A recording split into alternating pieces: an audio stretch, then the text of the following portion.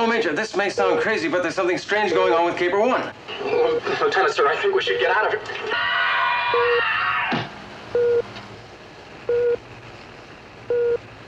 The Andromeda Strain doesn't start like a movie. It starts like a case file.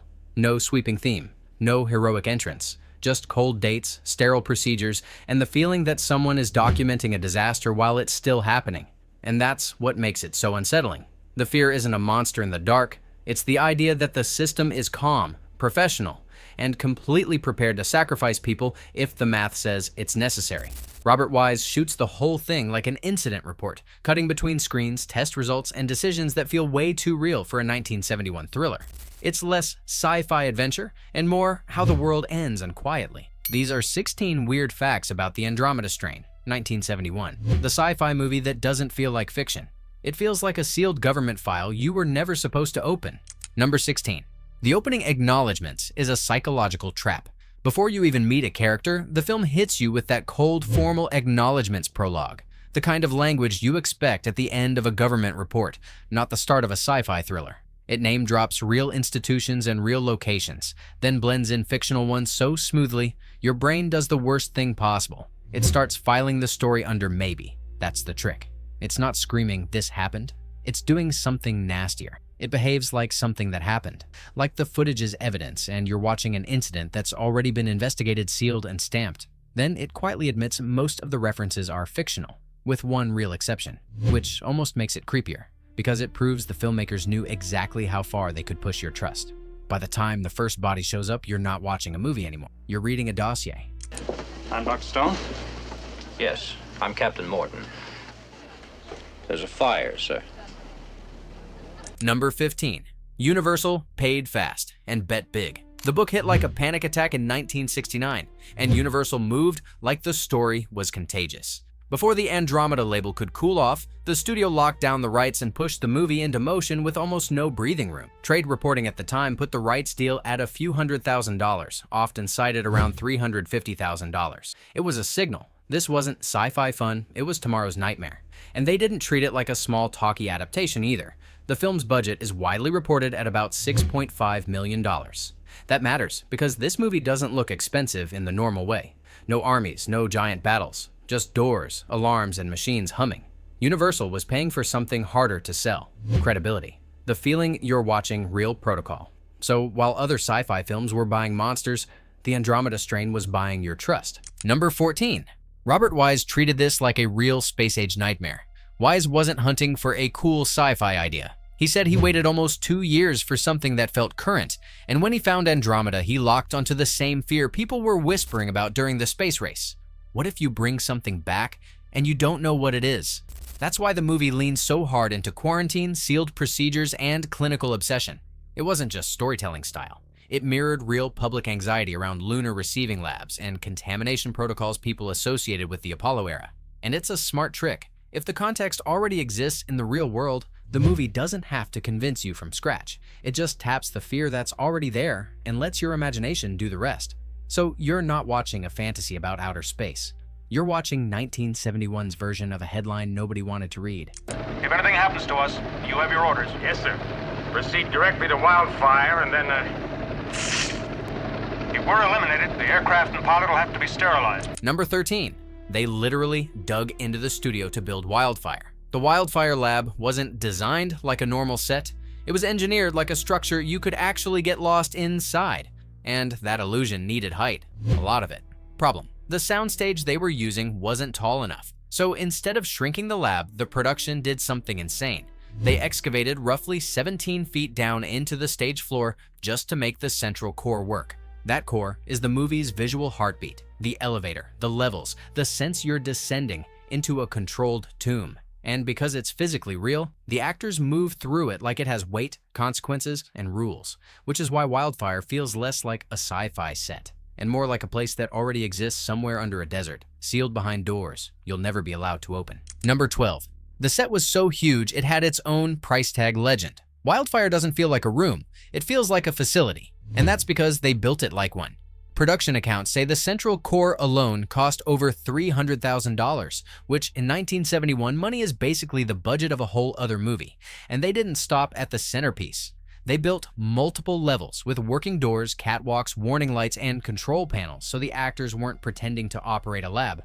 They were navigating a real structure. Long, repeating corridors and curved hallways sold the idea that this place keeps going, even when the camera can't see it. One report even bragged the main corridor wrapped around as if it were 1/8 of a mile in circumference. Whether or not that number is marketing math, the effect is real. You believe Wildfire has no edge.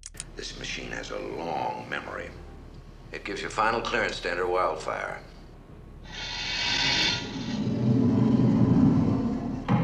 Number 11. They filled Wildfire with millions in real scientific gear. A lot of movies pretend to be scientific by slapping blinking lights on a wall. This one didn't.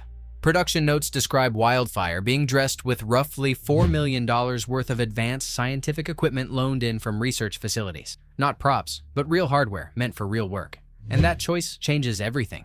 The consoles look wrong in the best way. Too specific, too heavy, too expensive to be fake. The machines don't have movie labels. They have the kind of sterile, unlabeled design you see in places that assume the operator already knows what they're doing. It also explains why the actors move differently. They don't perform science with big gestures. They behave like people terrified of touching the wrong thing, because the wrong button isn't a sound effect. It's a disaster. So when the film tells you this lab is designed for the worst case scenario, the visuals back it up. Wildfire looks like it was built by people who are expecting to lose. If the patients are sealed off, how do I get to them? Ever used a glove box? No. Wildfire's gone a step further. Whole rooms that operate like glove boxes. You'll be working in one shortly. Number 10. Piedmont wasn't a set. It was a near ghost town. That dead, abandoned feeling in the opening isn't Hollywood dressing. The production shot the town of Piedmont in Shafter, Texas, a real place that already felt half erased, the kind of location where silence looks natural on camera. But they didn't just arrive and film. Accounts describe the town getting a serious facelift for the movie, because Wise needed it to read as ordinary, the kind of place that looks safe right up until it isn't, a town you could picture yourself driving through without noticing it. And that's what makes the scene linger. There's no stylized disaster movie chaos. It's just normal houses, normal streets, with the wrong kind of stillness, like time stopped and nobody rang an alarm. So when you see those bodies later, it doesn't feel like sci-fi. It feels like you're trespassing on a real tragedy in a real town that just happened to be in the wrong place at the wrong time.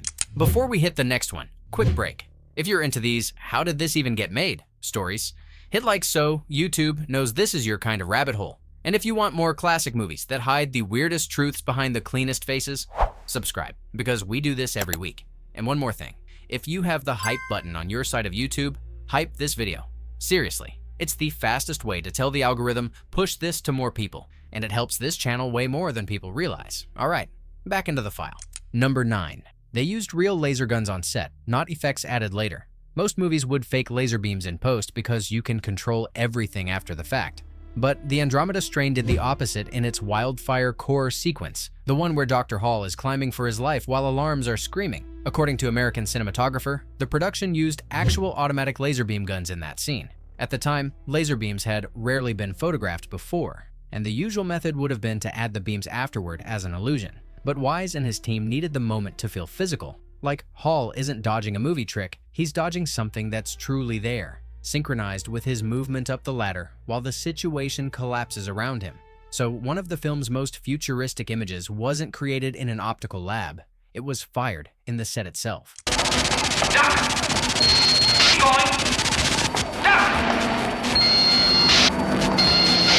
Number 8. Robert Wise almost refused the female scientist for a brutal reason. In Crichton's book, the Wildfire team is all male, but screenwriter Nelson Gidding pushed a change that would have been easy to botch in 1971. He wanted one of the lead scientists rewritten as a woman, Dr. Ruth Leavitt. Wise's first reaction wasn't "great idea." It was no. He was terrified critics would treat it like a gimmick and compare it to Fantastic Voyage, the kind of movie where the woman in the lab gets framed as decoration instead of authority. So Gidding did something smarter. He fought to make Leavitt older, tougher, and openly abrasive. Not a sidekick, not a romantic angle, not the girl on the team. A scientist who could shut a room down with one sentence. And that choice matters, because Wildfire already feels like a sealed tomb. Leavitt makes it feel like a workplace where brilliance isn't comforting. It's dangerous. Put your hands on that glass, palms down. It's a finger and palm print analyzer that... It's a composite of 10,000 dramatic graphic lines. How'd you know that? Oh, that was I have a long criminal record.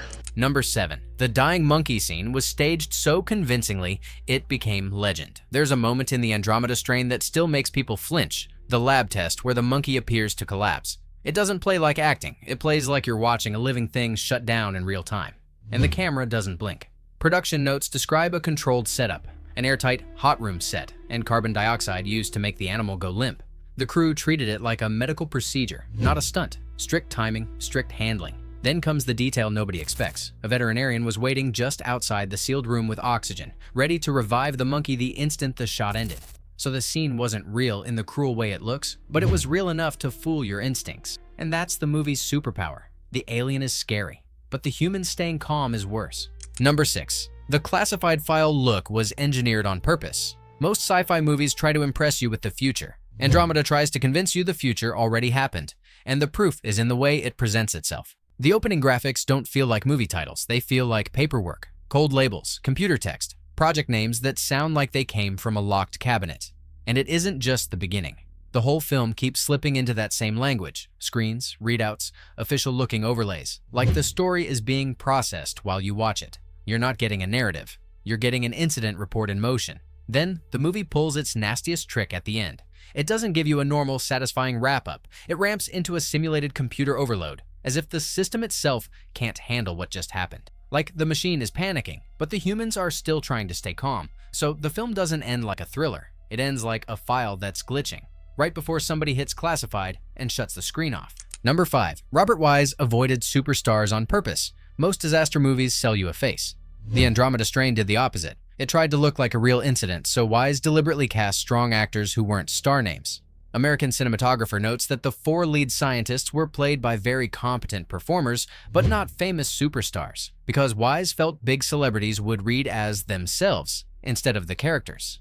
In a film built on procedure and paranoia, recognizability was a liability. He wanted you to believe the lab came first. That casting choice also raises the tension in a sneaky way. When you don't know who's supposed to survive, every decision feels riskier, and every mistake feels final. Like you're watching professionals, not movie heroes. So, the scariest special effect in the whole film might be this. It convinces you these people actually work there. Number 4. They filmed night vision for real, with military tech. That eerie green POV shot doesn't look like a 1971 movie trick. It looks like surveillance footage you weren't supposed to see, like somebody is watching Piedmont through classified optics. And that's basically what happened. Cinematographer Richard Klein tested an actual night vision device that gathers faint starlight and moonlight and amplifies brightness more than 40,000 times, then held the unit in front of a macro lens and filmed in near darkness, bracketing exposures like a lab test. When he screened the footage, he was shocked. He'd pulled a usable image at f/5.6, and the device baked in that gritty ghost green tint naturally. No movie magic required. So he repeated the same setup on location to sell the recon view of the contaminated town. Meaning one of the film's most unsettling images comes from a real tool built for seeing what humans can't. Number 3. Michael Crichton shows up on camera, in the middle of his own nightmare. Most authors sell the rights and disappear. Crichton didn't. He pops up in the film as a bearded surgeon, a blink and you miss it cameo that feels almost like a signature on the document, and it lands differently once you know the timing. This was the first novel he published under the name Michael Crichton, not one of his earlier pseudonyms. So the Andromeda Strain wasn't just a hit. It was him stepping into public view as the guy who could make science feel like horror. That makes the cameo creepier, because he isn't smiling at the camera or doing a cute Easter egg. He's just there. Another professional face in a system trying to contain something it doesn't understand. It's like the person who wrote the warning decided to walk into the outbreak for 1 second, just to prove he was part of the record. Number 2. They made a behind-the-scenes film asking the most dangerous question possible. While most studios are busy selling spectacle, Andromeda leaned into paranoia so hard it produced a promotional featurette built around one chilling idea: science fact or science fiction, with Crichton and Robert Wise discussing the film's realism like they're presenting a case. That title alone is a weapon, because it frames the movie the way the movie frames itself, not as entertainment but as something you should take seriously. Like the film is daring you to wonder if a story like this could slip into the cracks of the real world. And in 1971, that wasn't just a cute marketing hook. People were already nervous about contamination, quarantine, and what comes back from the sky. So the featurette doesn't feel like behind-the-scenes fluff. It feels like a studio trying to blur the line on purpose, which means the movie wasn't satisfied with scaring you for 2 hours. It wanted you to leave the theater still asking the wrong question. What if this is real?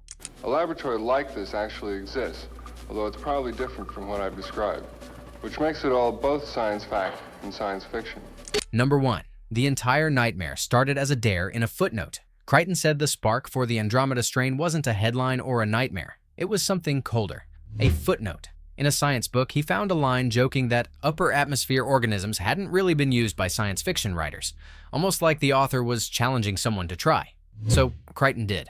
And that detail explains why this story feels different from most sci-fi. It wasn't built from fantasy first, it was built from an academic what if, the kind of idea that's harmless on a page, until you start imagining the real-world chain reaction. A satellite comes down, a recovery team moves in, and suddenly you've brought back something that doesn't belong to Earth's rules. It also explains the movie's tone. It doesn't treat the organism like a monster. It treats it like an unknown variable in an experiment. And the terrifying part is how quickly human beings turn into test subjects. So the scariest thing about Andromeda isn't the alien microbe. It's that this whole disaster began the same way a lot of disasters begin. Someone read a small line in a book and decided to see what would happen. So that's the file.